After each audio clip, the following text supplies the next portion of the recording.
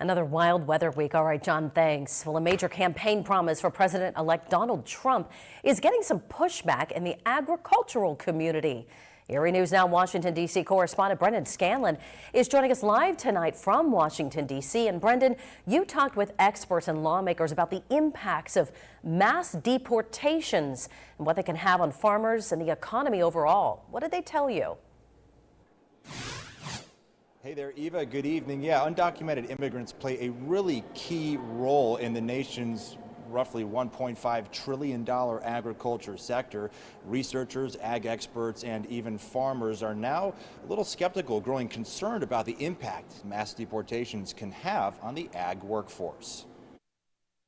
A major campaign promise for President-elect Donald Trump could soon become a reality. We will begin the largest deportation operation in American history. But what impact could mass deportations have on an industry that relies heavily on undocumented migrants? And this means that those farmers that depend on these workers to harvest our crops would be without labor. According to the USDA, nearly half of hired crop workers in the country are undocumented. These are dirty and physically demanding as well as dangerous jobs. Mary Jo Dudley is the director of the Cornell Farm Worker Program. She says without hands to help harvest, that would lead to crop loss. Food would become very expensive. This would likely lead to an increase in imported goods. Aside from labor impacts, Dudley says mass deportations could also carry major financial ramifications. Immigrants contribute $59 billion in federal taxes. It's important to listen closely to what President Trump is saying,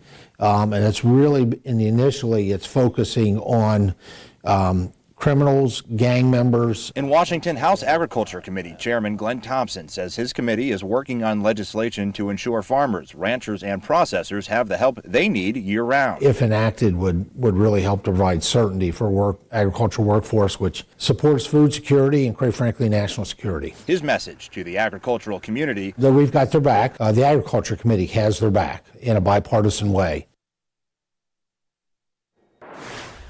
Eva, incoming border czar Tom Homan says there is no other option besides a historic deportation operation. As far as what that will look like and whether farm workers or seasonal programs like the H-2A visa program will be impacted, we're going to have to wait and see. But for now, reporting live on Capitol Hill for Erie News Now, I'm Brendan Scanlon. Eva, back to you.